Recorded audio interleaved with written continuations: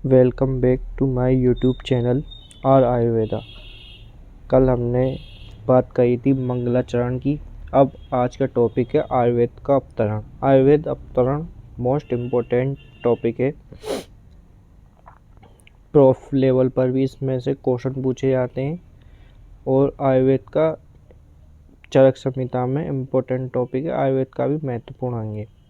ये बात हमें पता होनी चाहिए। आयुर्वेद का अवतरण एज अ आयुर्वेदिक स्टूडेंट पढ़ते हैं आगे। आयुर्वेद अवतरण चरक संहिता अनुसार कैसे हुआ है। ब्रह्मा जी से दक्ष प्रजापति, दक्ष प्रजापति से अश्विनी कुमार, अश्विनी कुमार दो थे, दस्र एवं नास्ते इनका नाम था। अश्विनी कुमार को देवताओं का वेद भी कहा जाता है।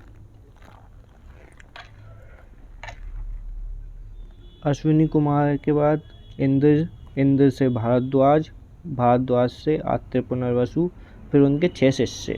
भारद्वाज का नाम, आचार्य भारद्वाज का नाम सिर्फ अवतरण में मिलेगा। ये इम्पोर्टेंट बात है। इसमें हम जो चरक संहिता पढ़ रहे हैं कॉम्पिटिशन लेवल पर पढ़ रहे हैं, ये 2 पॉइंट जो बहुत ज़्यादा इम्पोर्टेंट है कि देवताओं के वेद पूछ लिया जाता है। देव वेद किसे बोलते हैं तो अश्विनी कुमारों को। और भारद्वाज का नाम आयुर्वेद के अवतरण में आया है सिर्फ। ये मैंने दिया इम्पोर्टेंट पॉइंट। मैं कहा था ना कि मैं श्लोकों का निचोड़ जो इम्पोर्टेंट है वो ज़रूर बताऊंगा अपने यूट्यूब चैनल पे। तो ये बात आज पता चली।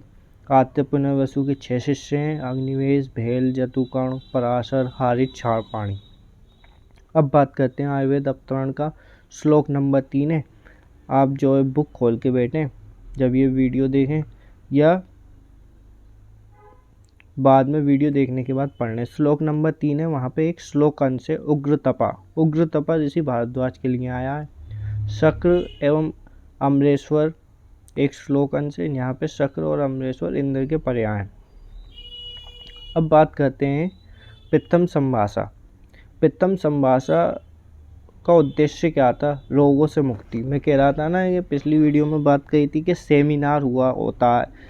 संभाषा का मतलब सेमिनार में ऋषि मुनि जैसे और टॉपिक होता है, बड़े बड़े उससे रिलेटेड विद्वान आते हैं। ऐसे ही सेमिनार हुआ, उसका उद्देश्य क्या रखा गया, रोगों से मुक्ति।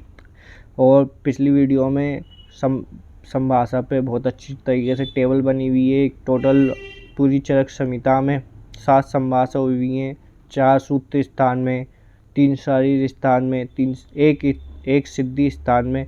पिछली वीडियो में अच्छी तरीके से टेबल बना के समझाया है। ये इम्पोर्टेंट बात है, पता होनी चाहिए। पूछ लिया जाता है कॉम्पिटिशनों में कितनी संभाषा हुई हुई है, पहली संभाषा कौन से विषय पे हुई हुई है। तो पहली संभाषा का जो उद्देश्य था रोगों से मुक्ति।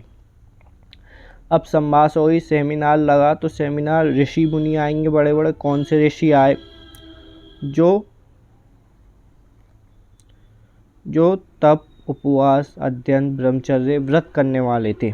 उन ऋषियों को बुलाया, मतलब अपनी फील्ड के बेहतरीन लोगों को सेमिनार में बुलाया। उनके आने का उद्देश्य क्या था, भाई कोई ना कोई टॉपिक तो होगा। तो श्लोक नंबर 7 में एक श्लोक अंश है, ये मोस्ट इम्पोर्टेंट है कि प्रथम संभाषा का ये तो पता चल गया कि उद्देश्य था रोगों से मुक्ति। लेकिन अगर श्लोक अंश में आपको जवाब देना हो किसी को तो क्या दोगे, तो वो श्लोक अंश है भूतेषु अनुक्रोशम, यानी प्राणी मात्र पर दया के भाव से सेमिनार हुई। इसका उद्देश्य था रोगों से मुक्ति करना। ये जो श्लोक अंश है भूतेषु अनुक्रोशम, ये आपको याद रहना चाहिए। श्लोक नंबर 7 में है ये श्लोक अंश।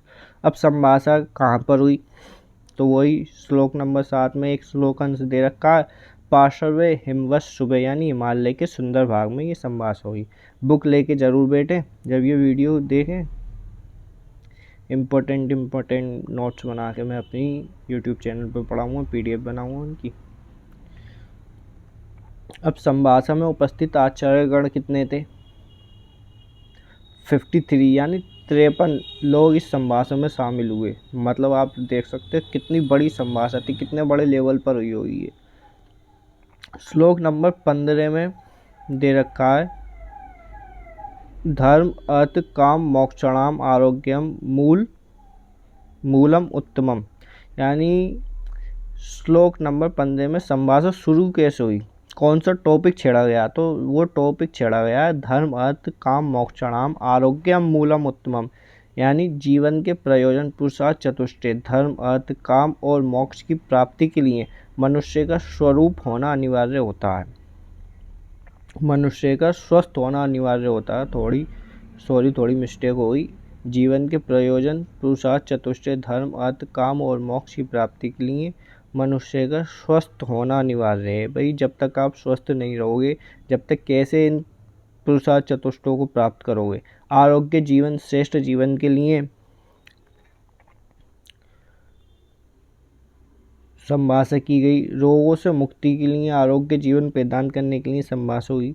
कौन देगा आरोग्य का ज्ञान। अब आरोग्य का ज्ञान हमें आयुर्वेद का ज्ञान कैसे मिले, पृथ्वी लोक तक ये ज्ञान कैसे पहुंचा जाए, किसके पास ये ज्ञान है। तो श्लोक नंबर 17 में श्लोक अंश दे रखा है शक्रम दद्र श्रोदयान चक्षुषा, यानी ध्यान चतु से देखा गया कि इंद्र, जिन्हें शक्र अमर प्रभु भी बोलते हैं, इंद्र भगवान इंद्र के पास आरोग्य का ज्ञान है। अब पृथ्वी लोक से स्वर्ग लोक पर इस आरोग्य रूपी ज्ञान को लेने कौन जाए, इसके बारे में चर्चा होने लगी। तो श्लोक नंबर 28 से 23 तक इंद्र के पर्याय दे रखे हैं सहस्त्राक्ष सचिपति शक्र बलहंता सुरेश्वर अमर प्रभु सतक्रतु अमरेश्वर। अब पृथ्वी लोक से स्वर्गलोक कौन जाए, तो सब बैठे हुए थे, तो उनमें हाथ खड़ा किया ऋषि भारद्वाज। ऋषि भारद्वाज को क्या बोलते हैं, उग्र तपा भी बोलते हैं। वो बोलने लगे कि बोले मुझे भेजा जाए, मैं आरोग्य रूपी ज्ञान को लेके पृथ्वी लोक वासियों को दूंगा। तो इंद्र द्वारा भारद्वाज को कौन सा ज्ञान दिया गया, अब ज्ञान को कैसे दिया गया। तो इंद्र द्वारा जो भारद्वाज को ज्ञान दिया गया वो त्रिसूत्र आयुर्वेद या त्रिस्कंद आयुर्वेद के रूप में दिया गया। इम्पोर्टेंट है, कॉन्सेप्ट क्लियर होना चाहिए। कॉन्सेप्ट क्लियर, कंपटीशन क्लियर, सी का मैटर है। Concept clear, competition clear. श्लोक नंबर 24-25 है जो पितामह ब्रह्मा ने स्वयं जाना था, ऐसा हेतु लिंग और औसत ज्ञान वाला त्रिसूत्र आयुर्वेद त्रिस्कंद आयुर्वेद, जो कि शाश्वत पूर्ण कर्म करने वाला है और जिसका न कोई आदि है और न कोई अंत है। कोई आदि नहीं है, कोई अंत नहीं है।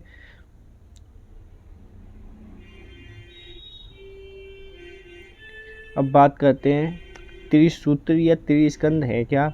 HLA इन्हें याद करने की ट्रिक है। हेतु लिंगोषध, जो ज्ञान मिला भारद्वाज को वो किसके लिए मिला, स्वस्थ और आतुर, यानी जो रोगी है दोनों के लिए मिला। यही तो हमारे आयुर्वेद की पहचान है, जो स्वस्थ व्यक्ति है उसके स्वास्थ्य का भी ध्यान रखता है और जो रोगी है उसके रोग को भी दूर करता है। इम्पोर्टेंट श्लोक अंश श्लोक नंबर 25 है, उसमें एक श्लोक अंश इम्पोर्टेंट है सो अनंत पारम त्रिस्कंदनम आयुर्वेद। सा का मतलब यहाँ पे ऋषि भारद्वाज है। अब श्लोक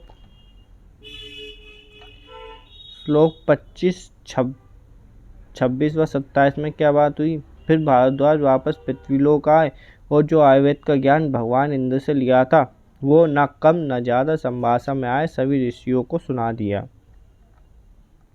इसके बाद बात करते हैं स्कंद त्रय।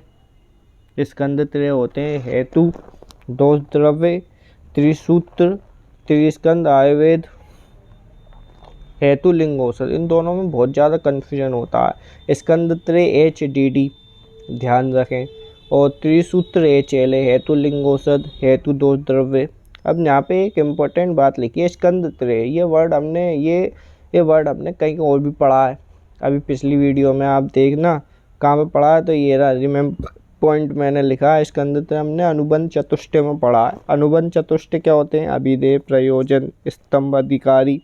इनकी ट्रिक है याद करने की। अप्सरा अभिधेय का क्या मतलब होता है, विशेष टॉपिक। यहाँ पे हमने स्कंद त्रय पढ़ा HDD हेतु दोष द्रव्य। फिर बात करते हैं त्रिस्तंभ या त्रिस्तूरण किसे बोलते हैं, वात पित्त कफ को बोलते हैं। त्रिउपस्तंभ आहार निद्रा ब्रह्मचर्य को बोलते हैं। त्रिस्तंभ त्रिस्तूण त्रिदोष वात पित्त कफ को बोलते हैं। इन चीज़ों में बहुत ज़्यादा फंसते हैं ज़्यादातर बच्चे। बार बार लिखो, नोट्स बनाओ, इन्हें याद करो, वीडियो देखो इनसे रिलेटेड, सुनते रहो मेरी वीडियो ही, प्यार बनाए रखें अपना। अब आते हैं षट पदार्थ, इम्पोर्टेंट टॉपिक।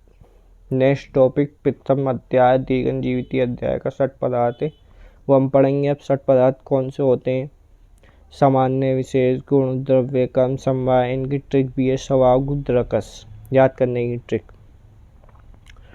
ऋषि पुनर्वसु आत्रेय के 6 शिष्य थे। उन्होंने सर्वप्रथम षट पदार्थों का ज्ञान प्राप्त किया और उन्हें ज्ञान प्राप्त करके क्या हुई, मैत्री पर यानी दूसरों पर मित्रता भाव रखकर और सर्वभूतानुकंप, सभी प्राणियों पर अनुकंप दया भाव रखकर सबसे पहले षट पदार्थ को जाना समझा। आयुर्वेद बहुत अच्छा सब्जेक्ट है। आयुर्वेद में हर चीज़ है, आप जो चाहें वो कर सकते हैं। बहुत वाइड एरिया, मतलब बहुत ज़्यादा ये।